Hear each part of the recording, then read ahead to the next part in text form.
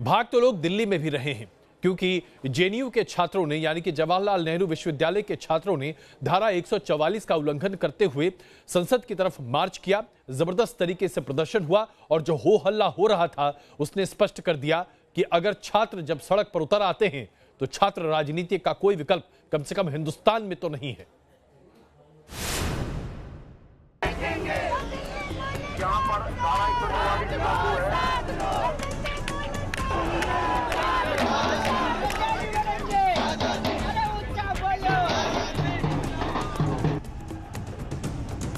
हंगामा हुआ,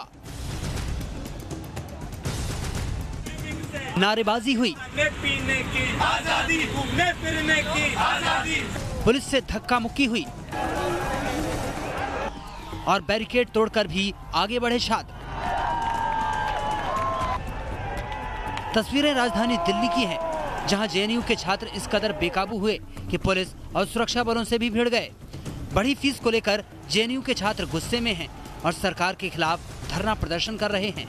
तमाम पाबंदियों को तोड़ते हुए छात्रों के हुजूम ने जेएनयू कैंपस से संसद की ओर मार्च किया, लेकिन सुरक्षा बलों और दिल्ली पुलिस के जवानों ने उन्हें बेरसराय इलाके में रोक लिया। छात्र संसद तक मार्च के लिए अड़े थे और इस तरह रोके जाने से वो आक्रोश में आ गए। 22 दिन से हम लोग ये लड़ाई कैंपस के अंदर लड़ रहे हैं और अभी तक कोई आश्वासन एडमिनिस्ट्रेशन या मिनिस्ट्री की तरफ से नहीं आया है, जिसकी वजह से आज हमें बाहर जाना पड़ रहा है। तो पुलिस को भी ये समझने की जरूरत है कि आज जेएनयू का छात्र जो फेस कर रहे हैं वो किस लिए फेस कर रहे हैं, क्योंकि यहाँ पे एक डिफंक्ट जेएनयू प्रशासन है जो एकदम स्टूडेंट्स को नहीं सुनता।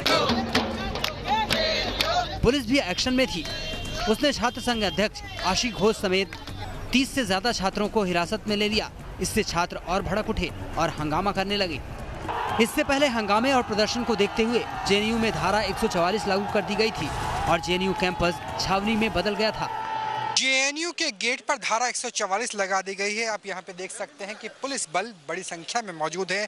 सीनियर आईपीएस अधिकारियों की बात करें तो वो भी यहाँ पर पहुँच गए हैं। पुलिस प्रशासन की ये है कि किसी भी तरीके से इस रोड से बाहर छात्रों को नहीं आने दिया जाए और इसके बाहर अगर आते हैं तो फिर स्थिति ज्यादा विकराल हो जाएगी। दरअसल जेएनयू के छात्र पिछले 3 हफ्ते से बढ़ी हुई फीस और हॉस्टल मैनुअल में बदलाव का विरोध कर रहे हैं। हालांकि गरीब छात्र छात्राओं के लिए फीस समेत दूसरे चार्ज में 50% की छूट दी गई है, लेकिन छात्रों की मांग है कि जब तक पहले जैसे 10 और 20 रुपए का कमरे का किराया, मुफ्त का पानी, मुफ्त की बिजली, फ्री की साफ सफाई नहीं हो जाती, तब तक उनका विरोध जारी रहेगा। ये जो वाइस चांसलर है स्टूडेंट्स के लिए था, 10 करोड़ रुपए के लिए, सिर्फ 10 करोड़ रुपए जो यूजीसी ने हमारा काट दिया है, उसकी वजह से हमें 15 दिनों से 20 दिनों से हमें सड़क पर लाकर छोड़ा हुआ है। 90,000 करोड़ रुपए पिछले साल, ये कैग की रिपोर्ट है, ये कैग की रिपोर्ट बोलती है 90,000 करोड़ रुपए जो आपकी जेब से, मेरी जेब से एजुकेशन सेस के नाम से काटा जाता है, टैक्स कलेक्ट किया गया, मेरे नाम का पैसा इकट्ठा किया, वो खर्च नहीं किया गया है, वो पता नहीं किसको दे दिया है। इस बीच जेएनयू विवाद को खत्म करने के लिए मानव संसाधन विकास मंत्रालय ने एक कमेटी बनाई है।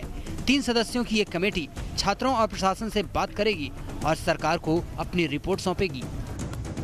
जेएनयू एक बड़ा अच्छा विश्वविद्यालय है, मगर इसका मतलब ये नहीं कि वहाँ के छात्र जो मनचाही मांग करे उसको पूरा ही किया जाए।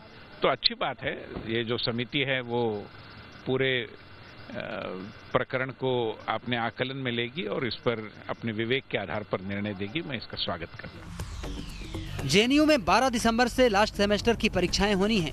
जेएनयू प्रशासन ने सभी छात्रों से परीक्षाओं में अनिवार्य रूप से शामिल होने और जरूरी मापदंड अपनाने की अपील की है, लेकिन बढ़ी फीस को लेकर जेएनयू के छात्रों का बवाल है कि थमने का नाम नहीं ले रहा। दिल्ली से राहुल डवास के साथ टीम न्यूज नेशन। पूरे दिन भर धरना और प्रदर्शन करने के साथ ही जवाहरलाल नेहरू विश्वविद्यालय के छात्र शाम में भी अपनी मांग पर अड़े रहे हैं। बड़े पैमाने पर छात्र मौजूद रहे सड़कों पर। आप देखिए ये तस्वीरें, ये तब है जबकि दिल्ली में धारा 144 लागू है। छात्र बड़े पैमाने पर सामने हैं, उन्हें मनाने की कोशिशें पुलिसकर्मी बड़े पैमाने पर कर रहे हैं। इसके बावजूद पुलिसकर्मियों की बात कोई सुनने को तैयार नहीं है।